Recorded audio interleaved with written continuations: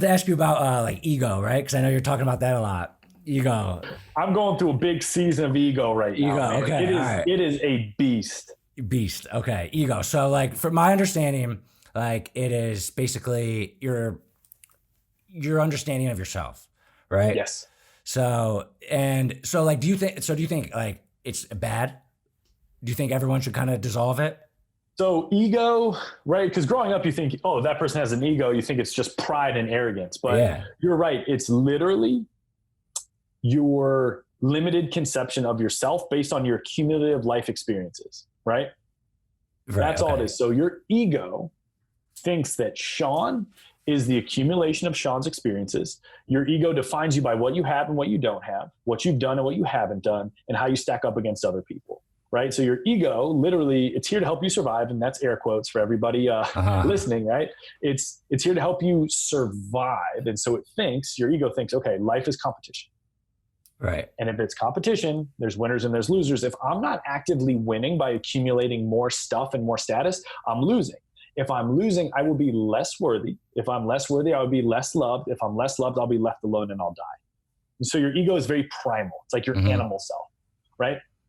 So, like, if we look at corruption, if we look at what's going on with the environment, we look at the Mm-hmm. political shit, we look at the Yeah. inequality going on, right? It all comes from this ego-based, oh shit, life is Right. competition. There's not enough to go around. I better go out and get mine, even if it's at the expense of someone else or the environment, so that my ego can thrive, so that I can have more. And if I have more, I can finally feel it. So you think it's like overall bad, like Dude, to so yeah, our ego, the suffering we experience in life is all ego.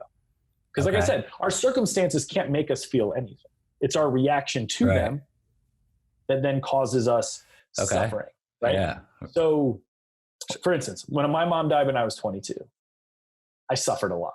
Mm-hmm. Now, obviously, there's the pain of grief. There's the Mm-hmm. discomfort of losing someone. Life has pain and discomfort. I'm not denying that. But the amount of suffering that I went through was because of my ego. And here's what I mean. A lot of the suffering I went through was why? Why is this happening to me? Why is this happening to my family? Me. It was very selfish. Why? Why did my mom go through this? Oh, look at me. Now I have depression. Me. Oh, look at other people living happy lives. They don't know how hard I have it. Me. Like, Right. remember, the pain of grief is natural and normal. It's beautiful. Right. Right. But the suffering that I experienced was perpetuated by my ego. So you're saying if you kind of eliminate it, then you can eliminate some of that like suffering.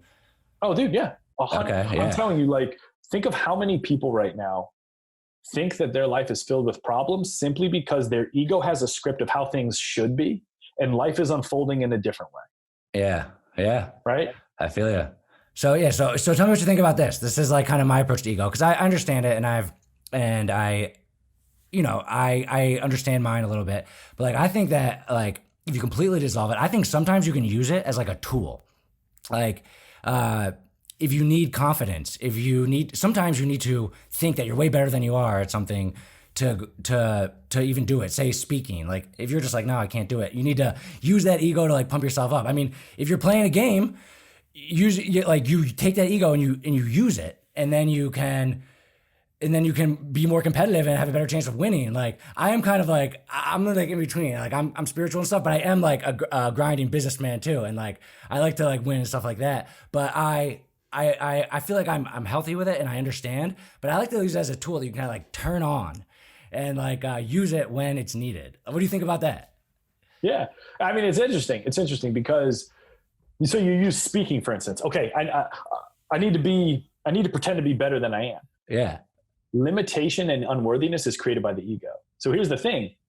There's nothing inadequate about you. But what if you're just like, what if you're just practical? You're like, I've never done a speech before, and there's other people that are obviously better than me, and then just practically, there'd be no reason for you to want to do it.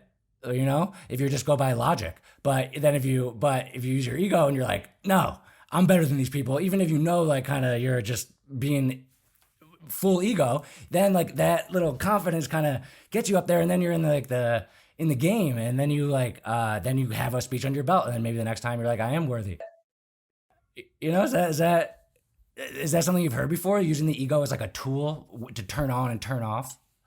I mean, because remember, the ego, everything's competition. So, like, yeah, if you want to go out there and win, the speaking, but like, again, what is the intention for giving a talk? It's to help it's to impact people, right? Right. It's to deliver information and emotion to impact people. So I would argue that the best thing that you could do, even if it is your first time, is to tell the truth, right? Like, you're on that stage speaking because you have a valuable message. I don't give a shit how many times you've given it.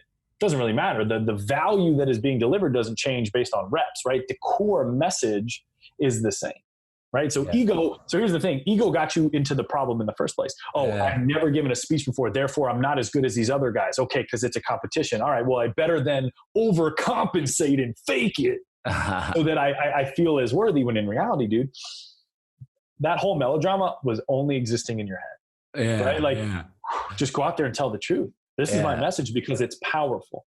This is my message because it will change your life. Okay.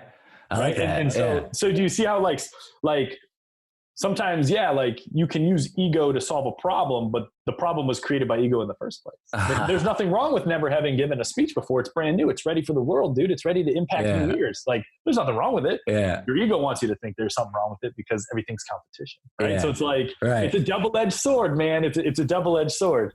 So you probably hate people like a Floyd Mayweather or like the old Kanye West or like Donald Trump, people who are just like all ego, right? Like, I always wonder if those people are, as a public perception of themselves, using the ego, because people kind of like are attracted to that confidence. I think like a Mayweather and like a Conor McGregor, I think it's branding at this point because it sells. Because they are I'm the best. Like, it's all, there's just ego, like pure, that's what it is, right?